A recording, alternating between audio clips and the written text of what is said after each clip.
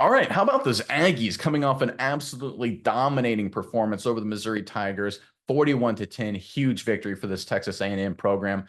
Look, this obviously is a feel-good kind of afterglow for Texas A&M, but what we saw on Saturday was predicated by a couple really smart moves that the Aggies made leading up to this. I think this is all great news for Texas A&M long-term. I'm Nick, and this is Saturday Morning Inspection.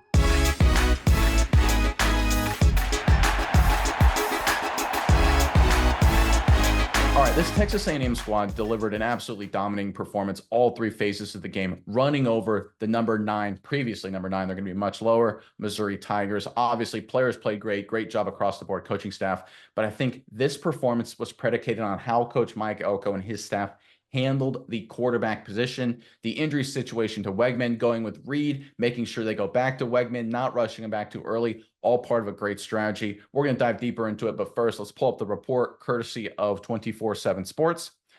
While recovering from an AC joint sprain in his throwing right shoulder, Wegman watched each of the last 3 games from the sideline. Marcel Reed replaced Wegman and compiled a 3-0 record as a starter, leaving the Aggies with a decision to make at quarterback. They chose Wegman, who offered a glimpse of what this Texas A&M team could look like with him under center for the second half of the season. The redshirt sophomore delivered arguably the best game of his career Saturday, pacing the number 25 Aggies, soon to be much higher, to a 41-10 statement win over the number 9 Missouri Tigers.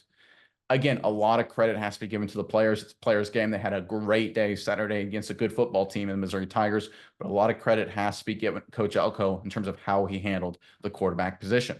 Miles, I'm curious what your thoughts are on this, but first, Aggies fans in the comment section below, great dominating performance, undeniably so, but you got to pick one guy as your MVP, your standout performer from Saturday's massive victory. Give us the one guy. Is it Wegman? Is it somebody on defense? Is it maybe the running back? Obviously, the running game was outstanding.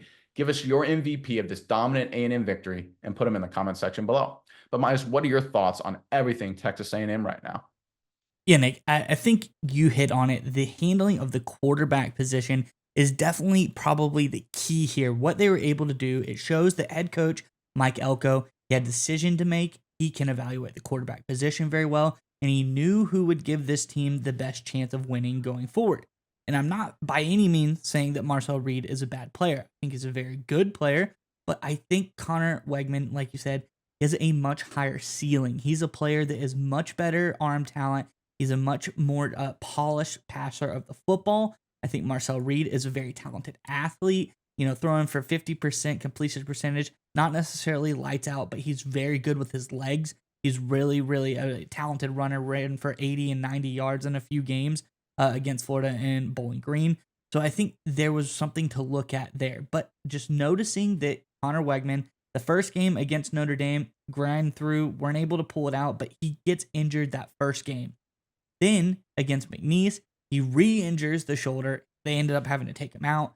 Marcel Reed comes in, and going down the stretch, he does good, but he's playing a Florida team who isn't at its peak. This is, I guess I'd say a mediocre Florida team as Florida teams go. They play against Bowling Green.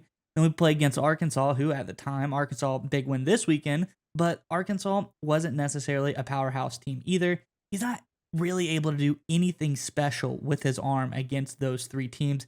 Barely, 178 yards was the most he passed, and that was against, like I said, a mediocre Florida team. So you don't see anything too special out of the arm of Marcel Reed. In comes Connor Wegman against this Missouri team, and like the article said, best game of his career, absolutely dominates, 276 yards through the air, really was able to move the ball up and down the field. And it's like you said, the running game is already there. Marcel Reed, he applies a little bit to the running game there. I think he's a factor, but Le'Veon Moss really looks really talented, so I don't think they need as much help there as they do through the passing game. So I think Connor Wegman really offers a lot there. I think he did a lot against Missouri, did a really great job. And once again, a dominating win over the Missouri Tigers. I think Coach Elko got this move right, and that was something important. You have adversity, you have to battle through injuries, and you can't let the facade of someone going against some lesser opponents. You have to be able to dive through all of that and see what the best decision is going forward. And I think Connor Wegman undoubtedly was the right decision for this team to make. We say it so often on this channel. I'm sure a lot of people are annoyed by us saying it, but it's the truth. College football, major college football, SEC football has essentially become strategically the exact same thing as the National Football League in terms of if you're going to be a playoff contender in the NFL, if you're going to be a serious title contender, you need to have a quarterback that can make the big plays throwing the ball down the field. You need to have a guy that can be like what we see in the NFL, whether it's a Josh Allen, a Patrick Mahomes, a Lamar Jackson, a Joe Burrow, guys of that level. Now, obviously, the college, it's a little bit different, but still, if you're going to compete, if you're going to win titles, 99% of the time, you need a guy who can make plays like that. Even Michigan last year, known for defense running the football, they still had a quarterback in J. Jacob McCarthy who had first-round NFL talent. He would go on to be picked in the first round in this past NFL draft. So you need to have a high-ceiling, elite talent level quarterback. And that's exactly what Connor Wegman is. And I think a lot of credit needs to be given to Coach Elko. He obviously has more of a defensive mindset. I was a little curious how this would shake out because Reed, to his credit, had no interceptions in his playing time. Elko, being a defensive guy, traditionally does he go, hey, I love a quarterback that takes care of the football, no turnovers, no interceptions, excuse me. Let's stick with him. It's safe, right? We're playing a team that they're all about big plays. They're a good defense, supposedly. Let's keep it safe. Elko recognizes correctly that the only way you can contend and win at the highest level is you need a quarterback that can make the big plays, a guy who can break defenses. And when you have a quarterback that can do that, like Wegman did against Missouri, suddenly other things open up. Running game gets more explosive.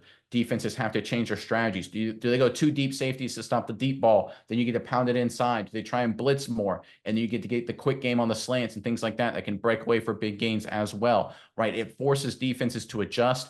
That's what a guy with Wegman's talent can provide. If he builds off of this, Connor Wegman, if he builds off of this, I think this Aggies team can very quickly become a playoff contender. What we saw against Missouri is just the absolute level of what Elko envisioned when he came to College Station.